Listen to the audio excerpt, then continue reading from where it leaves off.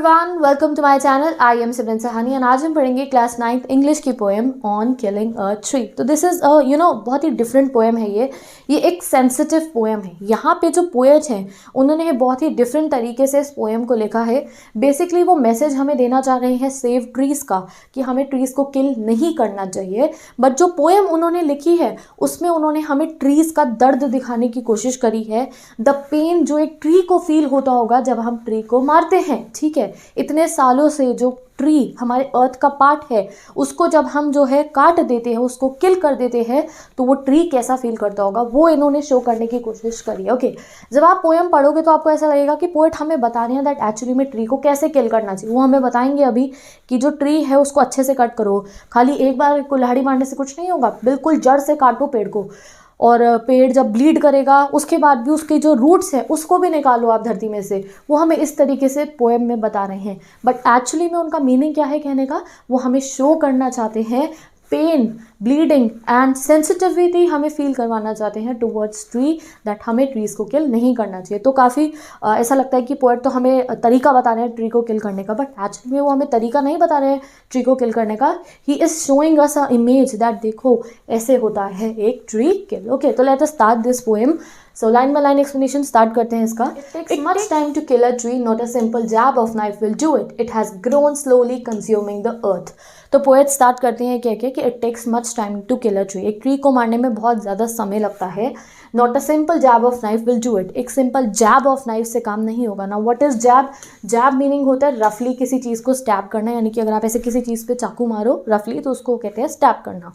तो वो कह रहे हैं कि अगर एक्स या कुल्हाड़ी जिससे पेड़ कटता है, अगर आप उसको ऐसे बस ट्री की ट्रंक पे मार रहे हो उससे कुछ नहीं होगा, उससे ट्री किल नहीं होगा। वाई? आगे पढ़ते हैं। It has grown slowly, consuming the earth, rising out of it, feeding upon its crust, absorbing years of sunlight, air and water. तो वो कह रहे हैं कि क्यों नहीं होगा ट्री किल अगर हम उसको स्टैप करेंगे। वाई? बिकॉज ट्री जो है स्लोली बड़ा हुआ है। कैसे? एब्जॉर्ब करते हुए, कंज्यूम करते हुए अर्थ को। नाउ कंज्यूमिंग मतलब क्या है? वो कह रहे हैं कि जो ट्री है वो अर्थ से जो है न्यूट्रिएंट्स कंज्यूम करते हुए बड़ा हुआ है। राइजिंग आउट ऑफ इट, अर्थ में से ही तो निकलते हैं ट्री, सॉइल में से ही तो ट्री जो है ग्रो होते हैं और सॉइल से काफ़ी न्यूट्रिएंट जो है वो ट्री लेते हैं, ठीक है। Feeding upon its crust, feed मतलब न्यूट्रिएंट्स लेना अगेन। तो पोएट हमें बता रहे हैं कि ट्रीज सारा न्यूट्रिएंट जो है अर्थ की क्रस्ट से लेते हैं, अब्जॉर्ब कर रहे हैं वो ईयर्स ऑफ सनलाइट को। एंड जो है बड़े होने के लिए ट्री क्या करते हैं? सनलाइट अब्जॉर्ब करते हैं, एयर अब्जॉर्ब करते हैं, वाटर अब्जॉर्ब करते हैं। And out of it, and इतना सब कुछ अब्जॉर्ब करने के बाद, nutrients, air, sunlight and water absorb करने के बाद क्या होता है? And out of its leprous hide sprouting leaves. And then क्या होता है? ट्री की ट्रंक में से लीव्स स्प्राउट, यानी कि ट्री जो है लीव्स जो है स्प्राउट करनी स्टार्ट हो जाती है। तो बेसिकली यहाँ पे लेप्रस हाइड का मतलब क्या है? लेप्रस एक डिसीज़ होती है जिसमें स्किन का कलर ना डिस्कलर हो जाता है। तो वो ये कह रहे हैं कि जो हाइड मतलब यहाँ पे है कि जो ट्री की ट्रंक होती है वो जो है यहाँ न्यूट्रिएंट्स ले रही है, किससे? सॉइल से। और क्या है? एयर भी कंज्यूम कर रही है, सनलाइट भी कंज्यूम कर रही है, वाटर भी कंज्यूम कर रही है। ट्री जो है अर्थ की क्रस्ट पे ही बड़ा हो रहा है। तो वो कह रहे हैं कि जो ट्री की लेप्रस हाइड है, आपने देखा है कभी भी ट्री का जो ट्रंक होता है, तो हम जब ड्राइंग करते हैं तो हम उसे बिल्कुल ब्राउन बनाते हैं, बट अगर आप पास से ट्री को देखोगे तो एग्जैक्ट ब्राउन नहीं होता, कभी कभी डिसकलर सा होता है ट्री का ट्रंक। तो वो कह रहे हैं यस, जो ट्री की लेप्रस हाइड है वो अलग अलग जो लीव्स है वो स्प्राउट करता रहेगा, खाली उसको ऐसे काटने से कुछ नहीं होने वाला है।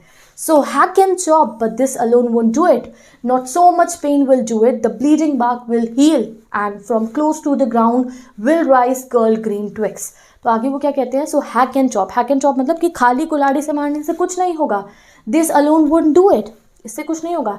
Not so much pain will do it. Poet जो है ट्री का पेन शो करें, not so much pain will do it. जब आप ट्री को ऐसे कट कर रहे हो ना, ट्रंक से उसके बीच में से काट रहे हो, तो उसको पेन होगा, वो ब्लीड करेगा, बट फिर भी क्या होगा? उससे ट्री परमानेंटली किल नहीं होगा।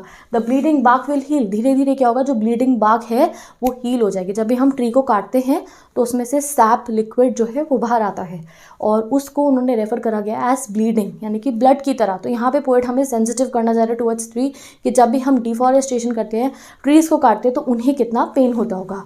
So hack and chop, but this alone won't do it. Not so much pain will do it. The bleeding bark will heal. जो ब्लीडिंग बार्क है वो फिर से हील कर जाएगी। अगर आप पेड़ को खाली जो है उसके तने से काट दोगे तो वो फिर से ग्रो कर जाएगा। And from close to the ground will rise curl twigs. तो वो कह रहे हैं ब्लीडिंग बार्क हील कर जाएगी और फिर से कर्ल्ड ग्रीन ट्विग्स, यानी कि छोटी छोटी टहनियाँ जो है उसकी जो ट्री की बार्क है, जो ट्री का ट्रंक है, उसमें से निकलनी शुरू हो जाएंगी। Miniature boughs which if unchecked will expand to form a size, और क्या होगा, और अगर आप उस पर ध्यान नहीं दोगे तो फिर से वो अपने फॉर्मल साइज में ग्रो कर जाएगा। तो यहाँ पे पोएट कह रहे हैं कि ये पेड़ था, इसको आपने यहाँ से काट दिया, ठीक है। अब पेड़ कैसा बच गया, पेड़ का खाली ये वाला हिस्सा बच गया, ये तना बच गया है, ठीक है। अब अगर तुम इसको अनचेक छोड़ दोगे, इस पर ध्यान नहीं दोगे, तो ये फिर से हील कर जाएगा। दो ये ब्लीड करा, ठीक है, बट ये फिर से हील कर जाएगा और धीरे धीरे मिनिएचर ट्विग्स इस ट्री में से निकलनी शुरू होगी एंड फाइनली ये ट्री दोबारा से ग्रो कर जाएगा। तो पोएट कह रहे हैं कि ऐसे सिंपल तरीके से ट्री कट नहीं हो सकता। तो आगे के स्टैंजास में वो बताते हैं no the root is to be pulled. तो आप देख रहे हो, पढ़ने में ऐसा लग रहा है कि वो हमें एक तरीका बता रहे हैं कि कैसे एक्चुअली में ट्री को किल करा जाए, but no, he is appealing to our senses that हमें ट्री को नुकसान नहीं पहुंचाना चाहिए। No the root is to be pulled out of the anchoring earth. तो क्या कहते हैं कि अगर ट्री को मारना है तो रूट्स को बाहर निकालो out of the anchoring earth. Anchoring मतलब क्या होता है, किसी चीज़ को होस्ट करना है, किसी चीज़ को फॉर्मली पकड़ के रखना। तो ट्री को कौन पकड़ के रखते हैं, अर्थ का क्रस्ट, सॉइल जो है वो ट्री को पकड़ के रखते हैं। तो वो कह रहे हैं कि अर्थ में से उसकी जड़ों को बाहर निकालना पड़ेगा। It is to be roped tight and pulled out, snapped out.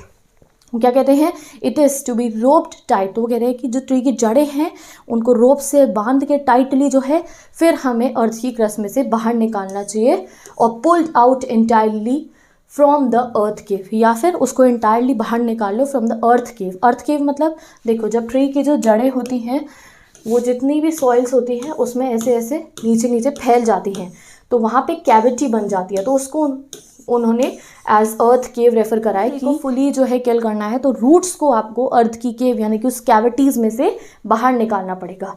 And the strength of the tree expose the source white and wet the most sensitive hidden for years inside the head. और उसी समय क्या होगा, जो tree की strength है, tree की strength किस में होती है, रूट्स में। हम कहते हैं ना जड़ें स्ट्रांग होनी चाहिए, रूट स्ट्रांग होने चाहिए। एक ट्री स्ट्रांग कब होता है, जब उसकी रूट स्ट्रांग होती है। तो पोएट कह रहे हैं कि अगर किसी ट्री को मारना है तो उसकी रूट्स, जो उसकी स्ट्रेंथ है, उन्हें बाहर निकालना होगा।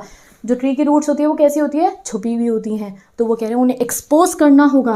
जो ट्री की रूट्स है वो उसका सोर्स है, सोर्स होती है ना सारे न्यूट्रिएंट्स का। सारे न्यूट्रिएंट्स कहाँ से जाते हैं, ट्री की जो रूट्स है वहीं से तो ट्रैवल करके जाते हैं। तो the source white and wet the most hidden part for years inside that. तो यहाँ पोएट कह रहे हैं कि उस रूट्स को बाहर निकालो सो दैट हम ट्री को किल कर पाए।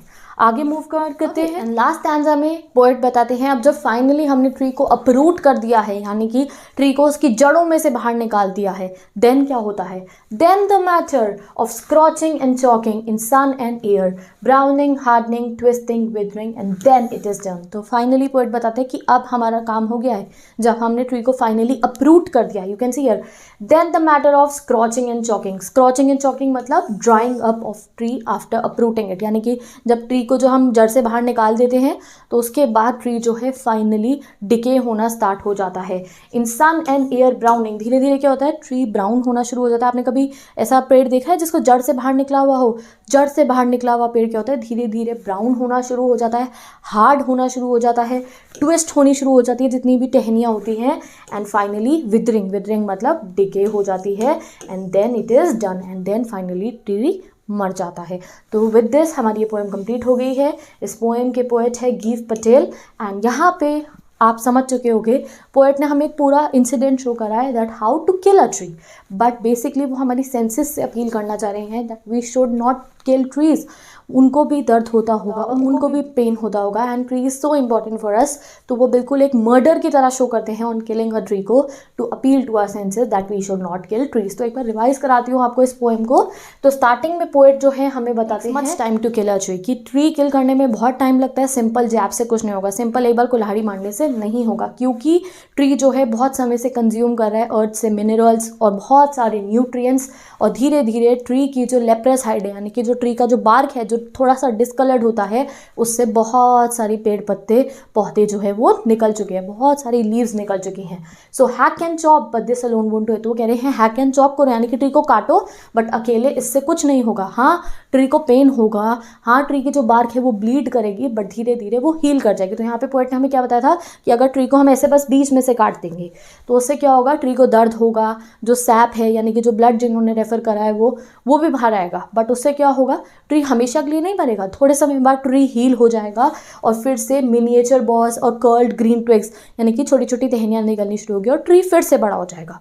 अब वो आगे क्या बताते हैं कि अगर ट्री को फाइनली आपको मारना है, ट्रूली ख़त्म करना है अपने ट्री को, तो उसकी जो रूट्स है उन्हें बाहर निकालना पड़ेगा from the anchoring earth. Anchoring earth मतलब अर्थ जिसने ट्री को पकड़ के रखा है, उससे बाहर निकालना पड़ेगा। जो अर्थ की कैविटीज़ हैं जहाँ पे ट्री की रूट्स जो है फैली हुई है, वहाँ से उसको पुल आउट आपको करना पड़ेगा, तब जो है ट्री फाइनली मरेगा।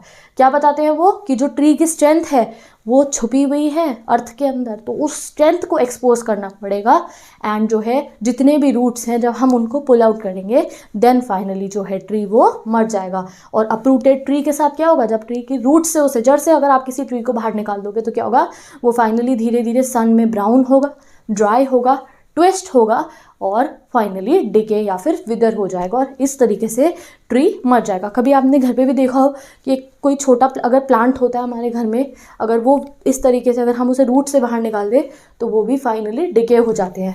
तो with this guys we have completed this poem on killing a tree. तो मैं मिलूंगी आपसे नेक्स्ट वीडियो में जिसमें हम नेक्स्ट चैप्टर को पढ़ेंगे। इस पोएम के पोएटिक डिवाइसेस मैंने डिस्क्रिप्शन बॉक्स में पेस्ट कर दिया and also I have pasted a poetic devices video. तो मैंने एक बहुत ही डिटेल वीडियो बनाई है सारे के सारे पोएटिक डिवाइसेस के ऊपर। So if you are in class 9 then अगर आपको अच्छे तरीके से पोएटिक डिवाइसेस समझना है तो प्लीज़ एक बार आप उस वीडियो को देखो सो दैट आपको कोई भी पोएटिक डिवाइस खुद से पहचानना आ जाए। ओके, तो now I will meet you in next video. Bye bye, take care and best.